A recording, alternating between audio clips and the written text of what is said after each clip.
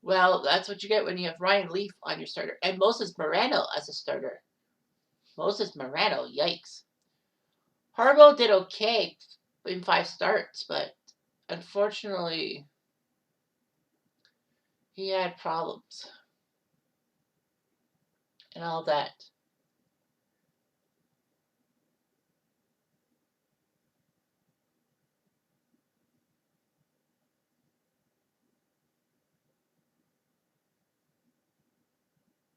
Unfortunately, he did not play in the Chargers' only win. Harbaugh would sign with Detroit prior to the 2001 season to back up Charlie Batch, which would be great because he played for Michigan. However, the Lions cutted him and went for Ty Detmer. Brutal mistake. And then he played for the Carolina Panthers. He dressed for 6 games but didn't play. And unfortunately for Harbaugh, the 2001 Panthers were, again, like the Chargers, the previous year, 1-15. But Harbaugh had a legacy, a very good legacy, over 26,000 passing yards and all that. And he almost got the Colts to the Super Bowl. Harbaugh is second for completions by a Bears quarterback in history, behind only Jay Cutler. So yeah, he played 177. He started 140, 177 games, 26,000 touchdowns. Passing yards. Pardon, 129 touchdowns, 117 picks. Then he became an unpaid assistant coach, even though he played for teams in the NFL. He was a Western Kentucky assistant. Then he was the quarterback coach for the Raiders under Bill Callahan, who molded Rich Gannon into a fine passing machine, except for Super Bowl 37, which he really sucked and all that. He would also coach Rick Meyer, Key Martin, Marcus Tuisosopo, and Rob Johnson. He went to the University of San Diego, which is an IAA school, if you will. In his first year, he got San Diego to a 7-4 mark, and then they improved to 11-1, winning a couple of Pioneer League titles of the month. And then Stanford decided to give him the keys to the head football team. Harbaugh would know a thing because his father was the defensive coordinator for Stanford for a couple of years, while Harbaugh attended Palo Alto High School. And yes, Jim Harbaugh was the coach who led Stanford to that big upset in the 2007 season against number 1 USC, who were favored by more than 40 points. Remember that game? Stanford's win over USC. The announcers bumbling things like touchdown USC. Stanford, touchdown Stanford. And now they'll go for the extra point to tie the game. Or no, take the lead. It was funny. And also, part of that 2007 Stanford team, a wide receiver who would be better off as a cornerback. His name? Richard Sherman. It is statistically the greatest upset in college football history. I mean, this was amazing how he beat USC, who seemed to be unstoppable even after Reggie Bush and Matt Leinart graduated.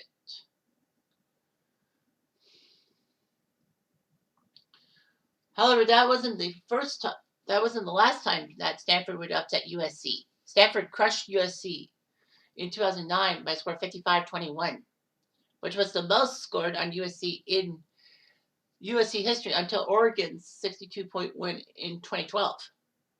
And that was the first time Pete Carroll lost a November game as USC head coach. Harbaugh had never lost at the LA Memorial Coliseum where USC plays. The Jets gave Harbaugh a chance to be the head coach, but they decided to offer it to Rex Ryan. Stanford was pretty good in all that. Harbaugh would coach in 2009 the Heisman Trophy runner-up by the name of Toby Gerhart, who was the running back behind Mark Ingram, in the closest margin of victory in Heisman history. But I think they voted for the right one. Gerhart, I don't think, really did much in the NFL. The 2010 season saw them 11-1 and got them to the Orange Bowl, crushing Virginia Tech 40-12 for Stanford's first bowl win in 15 years. And Andrew Luck, who was the second-year starting quarterback, actually was runner-up for the Heisman Trophy again. Again, another runner-up from Stanford. So he coached Andrew Luck. After winning the Orange Bowl, Harbaugh would sign a 5-year deal with the San Francisco 49ers. Obviously, you stay kind of in the same area. Prior to Harbaugh being part of the Niners, the The team had not had a winning season or even a playoff appearance since 2002. However, as they thought it was a rebuilding season, no one picked San Fran to do well. But he proved everyone wrong. He got them to 13-3, winning the NFC West, second in the NFC, and actually got them to the NFC title game. Unfortunately, though, they got shocked by the New York Giants because Kyle Williams freaking couldn't keep his hands on the ball. He made 2 key fumbles. And the Giants won that game, won Super Bowl 46, to my chagrin, of course. But Jim would face his brother John, who was coaching Baltimore at the time. But John won the game 16-6.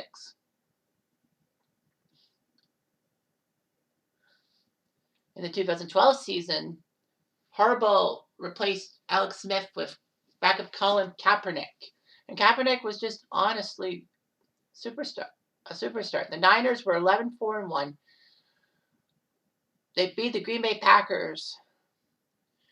And Kaepernick got 181 yards running on the ground as a quarterback, the most in any NFL game, regular season or playoffs. In the NFC title game, Harbaugh shocked the Atlanta Falcons on their turf, 28-24. I called that one. The Niners got to Super Bowl 47, and guess who was there? Yes, Jim's brother John with his Ravens. Unfortunately, the Ravens won 34-31. Harbaugh did pretty well for San Fran in the 2013 season, but they got taken out by Seattle in the NFC title game. In fact, Jim Harbaugh was the first NFL coach ever to coach a team into a conference championship game in each of his first 3 seasons. And the Niners started to fumble and all that. Harbaugh would be released after the 2014 season and 88 season. It was amazing, all that. It was just terrible how the Niners let Harbaugh go, in a sense. The Niners would suffer without Jim Harbaugh until the 2019-20 season when the Niners got to the Super Bowl. So he was hired for the University of Michigan. And Michigan had faltered a bit. But he still did well. In the 2015 season, his first season as head coach, he did lose his first game to Utah, which was like pathetic. But he helped Michigan get to the Citrus Bowl. Basically the 1 o'clock bowl before the Rose Bowl, if you will. And crushed Florida in the fine powder 41-7. In the 2016 season, Michigan got to the Orange Bowl, but lost to Florida State. It was a tight game and all that. Harbaugh tried to get Michigan to beat Ohio State in the final game of the season, but Ohio State won in double overtime. The 2017 season wasn't good as Michigan got crushed by South Carolina in the Outback Bowl. In 2018, Michigan got to the Peach Bowl but lost to Florida. In its 5th season, 2019 season, they got to the Citrus Bowl but lost to Bama 35-16. The 2020 season, Michigan couldn't do anything.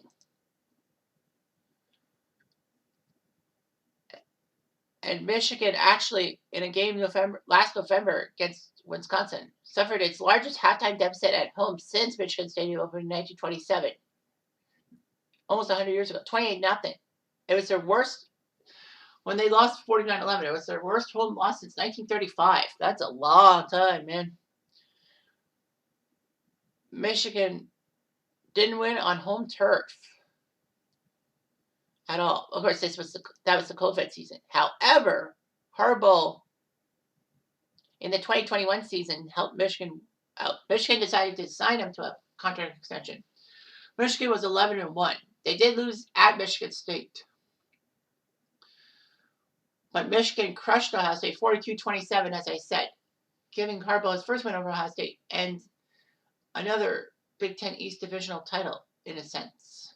Michigan got to the Big Ten championship game for the first time in school history, where they beat Iowa handily, 42-3. They'll face Georgia in the semifinals in Miami at the Orange Bowl in about 8 days. Hopefully, Michigan will win. It was the AP Coach of the Year. all that. So yeah.